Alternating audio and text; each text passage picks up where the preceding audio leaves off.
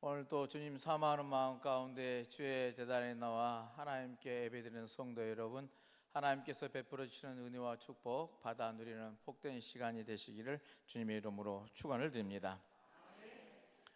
오늘은 부활절 여섯째 주일이요 동시에 어버이 주일입니다. 하나님께서 우리에게 생명을 주시고 또 믿음의 가정을 허락하여 주신 그 은혜를 기억하면서 예배드리는 어떤 의미에서는 귀한 날이라 하겠습니다.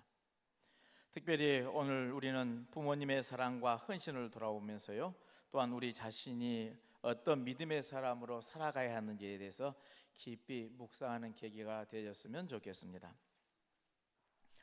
저는 지난 어린이날 영암 올주산 산행을 했습니다. 사진 하나 보실까요? 네, 정상 천안부까지 갔습니다. 중간에 가다 그만두고 하다가 오늘 한 걸음 못 와보니 끝까지 갔는데요. 오늘 제 자랑하려고 한 게 아니라 제 사진 뒤편에 조금만 보면은 이제 아버지와 아들이 있습니다. 저 아버지 아들인데 저의 아빠 저 한 부자의 이야기를 좀 꺼내볼까 합니다. 저 아이는 초등학교 3학년이라고 그랬습니다. 초등학교 3학년이 천왕봉까지, 그것도 코스를 물어보니까 이러면 산에 올라가신 분들은 잘 아시죠? 양화물주산 여러 가지로 올라가는 길이 있는데 구름다리에서 사다봉을 통해서 올라가는 길은 참 멀고 험합니다. 근데 그 길을 통해서 올라왔더라고요. 그래서 그 이야기를 듣고는 제가 물어봤죠. 너는 어린이날인데 아빠랑 산에 올랐구나. 그 말의 의미는 너는 좋은 어린이날 놀이공원도 안 가고 좋은 거 안 하고 이게 아빠 따라서 여기까지 올라왔냐 하는 질문이 안타까움 속에 담겨 있는 내 마음의 중심에 안타까움이 묻어 있는 질문이었죠. 근데 내가 물어보자마자 아이가 대답하는 게 아니라 아빠가 대답한다. 제가 가자는 거 아니에요. 얘가 가자고 해서 왔어요. 참 특별했습니다. 어린이날 뭐 해주면 좋겠냐 하고 물었더니 산에 가자는 거였답니다. 근데 이제 그러면 가까운 게 어디서 왔냐 했더니 익산에서 왔더라고요. 익산에서 왔는데 가까운 게 전주에도 모악산이 있거든요. 좋은 산. 근데 모악산도 그래 모악산 좀 갔다 보자 그랬더니 아니 올추산을 간다겠다는 거예요. 딱 집어가지고. 그래서 모시고 왔다는 겁니다. 어린이날 그 아이의 요구사항이 들어줘서 아빠가 이제 올주산에 등반했다 하는데 참 특별했습니다. 그렇죠. 하고 싶은 것이 많고 놀고 싶은 게 많은 그 나이, 원하는 것이 많았을 건데 뭐 평상시에 그게 어떤 이야기가 아빠랑 함께 산행을 많이 했는지 어쩐지는 모르겠어요. 근데 어린이날임에도 불구하고 산행을 와서 월주산까지 왔다는 것, 그리고 본인이 하고 싶은 일에 대해서 요구를 했고 아빠는 들어주고 거기에 아이와 함께 그날 엄마는 산을 좋아하지 않아서 오지는 않고 둘만 왔다는 거예요. 그걸 보면서 특별한 아이고 특별한 아빠구나라는 생각을 가졌습니다. 그 아이가 앞으로 잘 성장할 것 같아요? 안 그럴 것 같아요? 잘 클 것 같습니다. 아마 올바른 아이로 성장해서 아마 귀한 존재가 되지 않을까 하는 그런 믿음이 하는데 그래서 격려를 해주고 참 이제 내려오면서 인사하고 내려오면서 깜박하는 생각이 아차 용돈이라도 줘줄 걸 나중에 후회되는 생각이 들었습니다. 헤어지고 나서요. 오늘 새 본문을 통해 매우 중요한 신앙의 진리를 발견하게 됩니다. 그것은 믿음은 한 세대에서 끝나는 것이 아니라 다음 세대로 이어져 간다는 사실입니다. 제가 잠깐 보여준 그 아빠와 아이, 그 아빠의 마음과 생각의 마음의 크기를 닮아서 아이는 성장해 갈 것이고요. 또 우리들 후대 세대들은 그렇게 이어져 갈 것이라는 이야기입니다. 오늘 본문에는 세 장면이 등장합니다. 우리 신명기에서는 잘 아는 것처럼 자신의 사명을 마치고 하나님의 품으로 돌아가는 모세의 모습이 오늘 본문에 나온 장면이고요. 또 하나는 예수님께서 승천하시면서 제자들에게 새로운 사명을 맡기시는 예수님의 모습입니다. 그리고 복음서는 성령께서 이제 예수님이 떠난 이후 성령 보혜사 성령을 보내주셔서 제자들 가운데 진리 가운데 인도하실 것이라는 약속의 말씀이 오늘 세 본문의 말씀인데요. 어떤 의미에서 이 세 장면은 떠남을 주제로 한 것 같아 보입니다. 그 이야기처럼 보여집니다. 모세도 떠나가는 이야기고 예수님도 하늘로 올라가는 승천하는 그런 이야기의 뒷부분이 내 이야기니까 떠남의 주제처럼 보이지만은, 그러나 실제로는 끝이 아니라 새로운 시작의 이야기가 우리에게 전해진다는 말씀입니다. 하나님은 한 사람의 사역이 끝날 때마다요 다음 세대를 준비시키고요 또 새로운 시대를 여시더라는 겁니다. 이게 하나님의 역사의 순례란 것이죠. 오늘 우리는 이 말씀을 통해서요 이어지는 믿음에 대해서 은혜를 나누고자 합니다. 특별히 오늘 어버이 주일을 맞아 우리는 이 말씀을 통해 부모 세대의 믿음과 또 다음 세대의 사명, 그리고 성령 안에서 이어지는 이 신앙의 유산에 대해서 함께 묵상하고 은혜를 나누고자 합니다.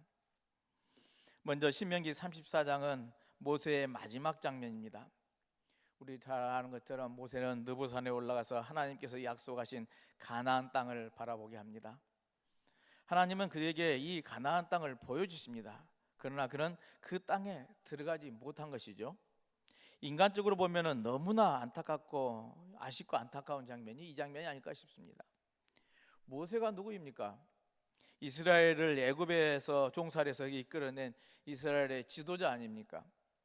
홍해를 건너고 또 율법을 받고 광야 40년 동안 구름 기둥과 불 기둥의 하나님의 인도하심에 따라 그 백성들을 인도한 이가 바로 모세 아니었습니까?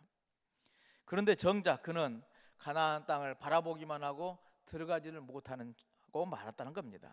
그러니 오늘 본문에처럼 그 생을 마감합니다. 우리는 그 이 장면을 보면서 왜 하나님은 그렇게 뛰어난 지도자 이스라엘을 위해서 헌신한 그 모세에게 그 공을 인정해 주고서 가나안 땅에 들어가게 하지 못 들어가게 하셨을까 하는 질문을 하게 되죠. 그러다 보면은 모세는 그렇게 바라고 원하던 가나안 땅을 바라보기만 하고 들어가지 못했으니 실패한 이야기가 아닌가라고 할 수 있는데요, 그게 실패 이야기가 아니라요 순종의 이야기다라는 것이 성경이 우리에게 주신 메시지 아닙니까? 모세는 자기 욕망보다 하나님의 뜻을 더 크게 받아들였습니다. 믿음의 사람은 자신이 모든 것을 완성해야 한다고 생각하지를 않습니다. 하나님 나라의 일은요 나 한 사람으로 끝나는 것이 아니기 때문에 그렇습니다. 모세는 자신의 시대를요 충성스럽게 살아냈고요 다음 세대인 여호수아에게 그 길을 열어주면서요 이제 자기는 죽게 되어진 것이죠. 이 모세 이야기를 우리 가만히 묵상하면서 우리 부모님의 삶도 그렇지 않나 생각을 해봅니다. 부모는 모든 것을 다 이루는 그런 사람이 아니라요 다음 세대를 위해서 씨를 뿌리는 사람이라 하겠습니다. 그런 것 아니겠어요? 내가 씨를 뿌려서 추수해서 열매를 얻는 것이 우리 부모의 마음은 아니라는 겁니다. 나는 씨를 뿌리지만 내 후손이 돼서 그 열매가 맺기를 바라는 마음이 부모의 마음이라는 것이죠. 그래서 좋은 부모라는 것이요 모든 것을 대신 살아주는 사람이 아니라는 겁니다. 이것도 못하고 저것도 못하면 다 채워주고 살펴주고 다 해주는 것이 부모가 그 좋은 부모가 아니라는 것이죠. 다음 세대가 하나님 안에서 살아갈 수 있도록 그 길을 열어주는 사람, 이게 좋은 부모라 하겠습니다. 우리들의 부모님들을 생각해 봅니다. 우리 부모님들 화려하지는 않았습니다. 풍족하지도 않았습니다. 그러나 가족을 위해서 참고 견디면서 살아오신 분들이 우리 부모 세대가 아닌가 싶습니다. 새벽부터 밤늦게까지 일하면서 자녀를 키우고 자신은 못 배우고 못 누려도 자녀만은 더 나은 삶을 살기를 바라는 것이 부모의 마음이기 때문에 그런 것이죠. 어떤 어머니는 자녀 학비를 위해서 자신의 옷 한 벌 사지도 못했고, 어떤 아버지는 몸이 아파도 가족들을 위해서 일을 멈출 수가 없도록 아파도 일을 나가야만 하는 그런 삶을 살아오셨습니다. 우리는 때때로 부모님의 사랑을 너무 늦게 깨닫습니다. 죽고 나서야, 돌아가신 다음 나를 사랑했구나 깨닫는다는 것이죠. 어버이날이 있는 주간이다 보니까는 유튜브에 노래들이 많이 저에게 옮겨오고 또 들어보라고 보내준 것들이 있습니다. 김진호 씨의 가족 사진입니다. 여러분들은 많이 들어봤는 줄 알고 있는데, 불후의 명곡에서 불렀던 그 화면이 동영상이 저에게 옮겨서 저도 한번 봤는데요, 거기에 불후의 명곡에서 노래를 부르기 전에 하는 멘트가 참 의미가 있었습니다. 자신이 좋을 때, 즐거울 때, 행복할 때는 그냥 사진 보지를 않는다는 겁니다. 내가 잘나서 내가 즐거워서 하니까는 굳이 볼 필요가 없는데, 그런데 어렵고 힘들 때 되면은 아버지 사진을 꺼내 보게 된다는 겁니다. 아버지가 돌아가셨거든요. 그때에서 생각난다는 것이죠. 그러면서 살아있을 때 효도하시기를 바란다는 그 마음으로 노래를 부른다 하면서 불러주는데, 그 아버지를 생각해서 노래를 만들고 불렀던 그 노래가 참 의미가 있습니다. 이렇게 떠나가시고 나면은 그 사랑을 깨달아 아는 것이죠.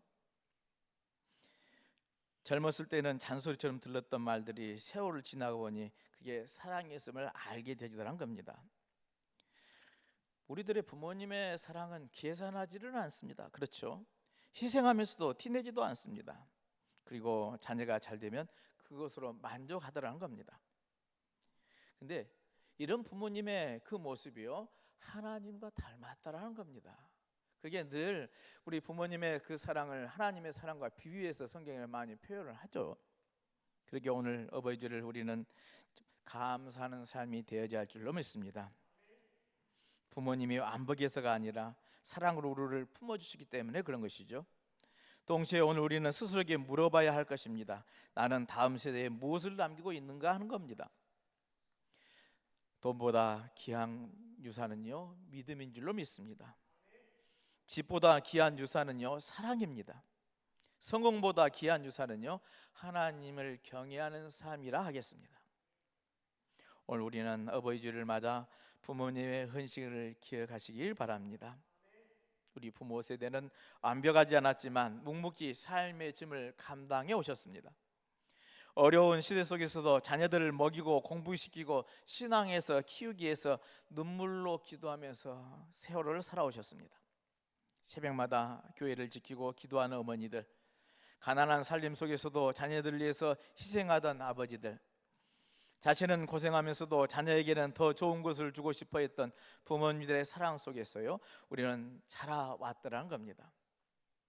생각해보면 이 부모님의 이 사랑은요, 참으로 모세의 삶과 많이 닮아 있습니다. 모세의 삶이 그런 것 아니었겠습니까? 자신은 광야를 걷더라도 자녀는 약속의 땅으로 가기를 바라는 그 마음, 그게 부모의 마음과 같더란 겁니다. 자신은 힘들어도 자녀는 더 나은 삶을 살기를 원하는 그 마음, 그게 오늘 우리는 부모님께 감사하는 귀한 믿음들이 되시기를 바랍니다. 사도행전의 말씀은 1장에서요, 예수님은 승천하시기 전에 제자들에게 마지막 당부의 말씀을 남긴 부분입니다. 우리 잘 아는 사도행전 1장 8절 말씀 함께 보실까요? 오직 성령이 너희에게 임하시면 너희가 권능을 받고 예루살렘과 온 유대와 사마리아와 땅 끝까지 이르러 내 증인이 되리라 하시니라. 아멘. 예수님은 제자들을 세상 속으로 보내셨습니다. 이제 제자들이 교회의 시대를 살아야 했습니다. 그런데 생각해 보면 제자들은 준비된 사람들이 아니었습니다. 그만한 능력이 없었다는 것이죠. 두려움도 많았고요, 믿음도 부족했습니다. 우리 잘 아는 것처럼 예수님께서 십자가에 끌려 이제 달리실 때 모두 무서워서 도망가기까지 했습니다. 근데 예수님은 그런 제자들을 포기하지 않으십니다. 오히려 그들에게 사명을 맡기시라는 것이죠. 두려워하고 무서워서 도망치는 그 제자들, 능력 없는 그 제자를 부르셔서 사명을 주신다는 겁니다. 이게 은혜라는 것이죠. 하나님은 완벽한 사람을 사용하시는 것이 아니라요, 하나님을 의지하는 사람을 사용해서 쓰시더라는 겁니다. 부모님도 마찬가지죠. 좋은 부모는 완벽한 부모가 아니라는 겁니다. 부족해도 사랑하려 애쓰는 것이 부모인 것이죠. 때로는 실수도 하고 때로는 화를 내기도 하고 때로는 자녀를 충분히 이해하지 못할 때도 있습니다. 그러나 중요한 것은 사랑을 포기하지 않는다는 겁니다. 자식을 사랑하는 것을 포기하는 부모는 없는 것이죠. 예수님께서 제자들에게 사명을 맡기셨듯이 부모도 자녀를 믿고 보내주어야만 합니다. 자녀를 내 뜻대로 만들려고만 하면은요, 결코 서로 상처를 주고받게 되어 있습니다. 부모의 역할은 자녀를 하나님께로 인도하는 데 있다 할 것입니다. 어떤 부모는 자녀의 성공을 위해서 모든 것을 투자하지만은요, 정작 신앙을 가르치지 못한 경우가 있습니다. 그러나 세상에서 아무리 성공한다 할지라도 영혼이 무너지면요, 참된 행복은 얻을 수가 없습니다. 신앙은 말로만 전해지질 않습니다. 삶으로 전해져야만 합니다. 그러기에 어려울 때 기도하는 부모, 예배를 우선하는 부모, 정직하게 살아가는 부모의 모습은요, 자녀의 마음속에 오래 남게 되집니다. 그렇게 이런 말을 남긴 사람이 있습니다. 부모의 신앙은 자녀가 평생 읽은 첫 번째 성경이다. 아멘. 그렇죠. 우리들의 모습이, 부모의 신앙이요, 평생 읽은 그런 성경의 모습이라는 겁니다. 오늘 우리는 다음 세대 앞에서 어떤 성경으로 읽혀지는지 돌아봐야 할 줄로 믿습니다. 예수님은 제자들을 오늘 세상 속에 남겨두고 떠나십니다. 그러나 예수님이 떠나시면요, 우리들이 알아야 할 것이 버려둠이 아니라요, 맡김이었다는 사실입니다. 우리를 모른 채 놔두고 떠난 것이 아니라 우리에게 사명을 주고 떠나신 주님이시라는 것이죠. 예수님은 제자들을 신뢰하셨습니다. 부족하고 두렵고 이게 도망치는 겁없는 그 제자들이지만 그럼에도 그를 신뢰하고 성령을 통해서 그들을 붙드시겠다 약속을 하십니다. 부모의 사랑도 결코 이 모습이야 할 줄로 믿습니다. 언젠가는 자녀를 품에서 떠나 보내야만 합니다. 계속 붙잡아 두는 것이 사랑이 아니죠. 하나님 안에서 살아가도록 보내는 것이, 그게 바로 진정한 사랑이라는 겁니다. 자녀가 넘어질까 걱정되고 실패할까 봐 염려되지만 결코 부모는 자녀를 하나님께 맡겨야 한다는 겁니다. 믿음의 부모는 이 자녀의 인생을 통제하기보다요, 하나님께 의탁하는 것이 진정한 믿음의 이제 부모라 하겠습니다. 오늘날 많은 부모들이 자녀의 성공을 위해서 애씁니다. 투자도 많이 합니다. 물론 중요하죠. 그러나 신앙 없는 성공은요, 결코 공허해질 수밖에 없다는 사실 기억하시길 바랍니다. 우리가 자녀에게 가르쳐야 할 가장 중요한 것은 세상 속에서 경쟁에서 이기는 법이 아니라요, 하나님과 함께 살아가는 법이라 하겠습니다. 여러분, 우리 자녀들이 하나님과 함께 살아가는 그 법을 가르치시기를 바랍니다. 예수님께서는 제자들에게 세상에 권력을 주지를 않으셨습니다. 대신 증인의 사명을 주셨습니다. 우리들이 아는 바대로 증인이라 하면 자신의 삶으로 예수님을 드러내는 사람이라 하겠습니다. 바로 나는 예수 믿는 사람이다 라고 나타내 보이는 삶을 살아야 한다는 것이죠. 그러기에 부모도 자녀에게 말로만 신앙을 가르쳐서는 안 될 것입니다. 삶으로 보여줘야만 합니다. 기도하는 부모의 모습이 그렇고, 예배를 소중히 여기는 모습이 그렇고, 힘들 때 하나님을 의지하는 모습이 그렇습니다. 이웃을 사랑하고 섬기는 모습이요, 자녀의 마음속에 남아야 할 것입니다. 우리들은 자녀들에게 우리들의 등을 내보일 때요, 그 모습을 보고, 부모의 모습을 보고 자란다고 그랬습니다. 부모가 교회를 사랑하면 자녀도 교회를 사랑하게 되질 것이고, 부모가 예배를 귀하게 여기면 자녀도 예배를 소중히 여기게 될 것입니다. 여러분, 나는 다음 세대에 어떤 믿음의 모습을 보여주는가 다시 한번 살피시길 바랍니다. 하나님을 사랑하고 이웃을 사랑하는 이 믿음의 모습을 이제 남기시는 귀한 믿음들이 되시기를 주님의 이름으로 축원을 드립니다. 요한복음 16장의 말씀은요, 예수님은 제자들에게 성령에 대해서 가르칩니다. 16장 13절에 진리의 성령이 오시면 그가 너희를 모든 진리 가운데로 인도하시리라 합니다. 제자들은 연약했습니다. 십자가 앞에서 도망쳤고요, 두려움에 떨었습니다. 그러나 성령이 임하자요, 완전히 변화된 삶을 삽니다. 그렇게 숨던 사람들이 담대히 세상 가운데 회중 앞에 나와서 복음을 전한 사람들이 되셨습니다. 성령은 당시 특별한 체험만 주는 분은 아니었습니다. 우리를 붙들어주고 위로해 주시고 진리의 길로 인도하시는 그 하나님의 영이 바로 성령이시라는 것이죠. 성령은 우리의 삶을 하나님의 뜻 가운데로 이끌어 가십니다. 두려움을 믿음으로 바꾸어 주시고 절망을 소망으로 바꾸어 주시더라는 겁니다. 우리가 부모로 살아가는 것도 쉽지는 않습니다. 또 자녀로 살아가는 것도 쉽지 않습니다.